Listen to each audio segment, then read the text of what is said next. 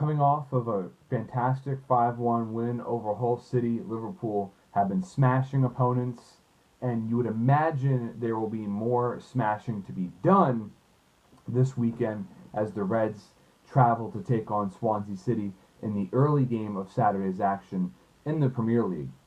So, the Reds are heading into Wales to play a team that is under the gun, under a tremendous amount of pressure early on because their manager, Francesco Guidolin, has pretty much publicly admitted that if he takes a beating against Liverpool, he could lose his job. The Swans are 17th in the table, just above the relegation zone, and it's been very tough sledding for them early on. And for Liverpool, it's been just the opposite. The last two results in particular have been quite impressive, with or the three really, with win over Leicester, win over Chelsea, and then the win over Hull City. The attack is unlike any other attack in the Premier League. Really, it's the best in the Premier League. They're scoring goals. The goals are flying in. Philippe Coutinho has been absolutely wonderful thus far this season. And Roberto Firmino, look, he is leading the line more often than Daniel Sturridge because he is more of a complete player. He brings so much to the table both offensively and defensively. He is the top line of that press. And in order to make the press truly fully work, you have to have a striker who can really press the ball from the top, and then the rest just follows. And Sadio Mane, of course, too, has enjoyed a fantastic start to life at Anfield thus far this season. And, he's just, his pace, his creativity, the dribbling has all just been spectacular. He also has a great early understanding of how to work with Coutinho and Firmino in particular. So the guys who are just undroppable at this point absolutely cannot be out of the lineup.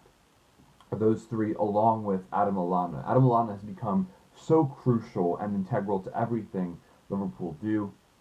He recently set the record for greatest distance covered in a Premier League game. There was never any questioning Lallana's work rate. The real question was, would he finally bring that end product? And Jurgen Klopp made it very clear early on that he believed in Adam Lallana, that he was one of the players that he rated the most, and he has certainly gotten the best out of him. So at this point, you really have to believe that Daniel Sturridge is probably not going to start the majority of the games. He's certainly not a first choice selection at this point.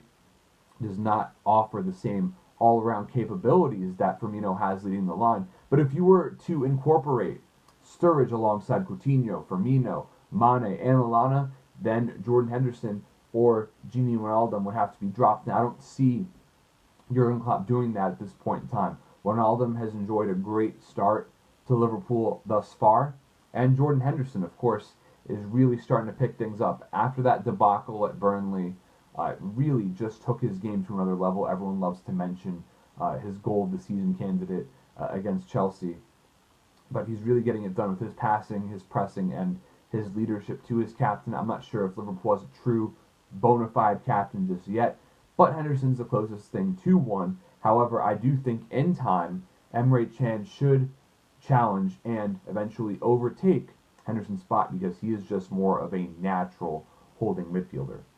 If Wijnaldum ever falls off his form, there's always Marco Grujic waiting in the wings to take his spot. So, Jurgen Klopp was talking, earlier this week about what makes Liverpool so successful here early on. And one of the main parts of his answer was that their competition for places.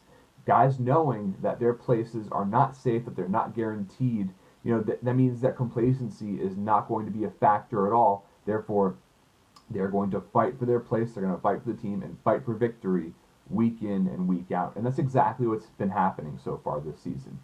Now, Loris Karius stepped into the fold against Hull City, got his first Premier League start in that match after he got a clean sheet to open up his Liverpool career against Derby.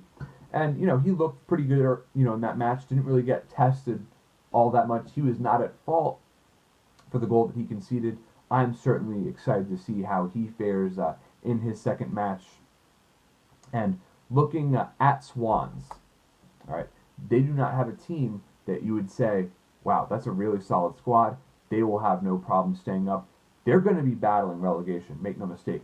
The guy who seems like most likely to score, the two most likely goal scorers if they do get on the score sheet, are Spanish striker Fernando Llorente. You know, he won the World Cup, or was a member of Spain's World Cup winning team back in 2010.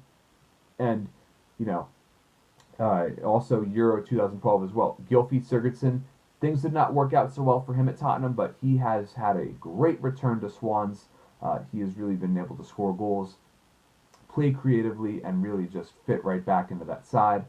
And you know, they're captained by an aging Leon Britton, and but their goalkeeper is pretty strong in his own right, Lukas Fabianski. I do like him, although he is prone occasionally to make the boneheaded error.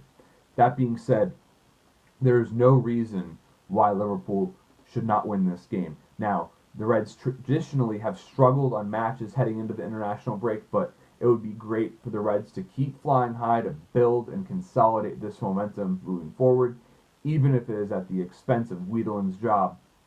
So ultimately, I'm going to predict Liverpool to win, and win big. 4-0 over Swansea. That's my take, and as always, Reds fans, you will never walk alone.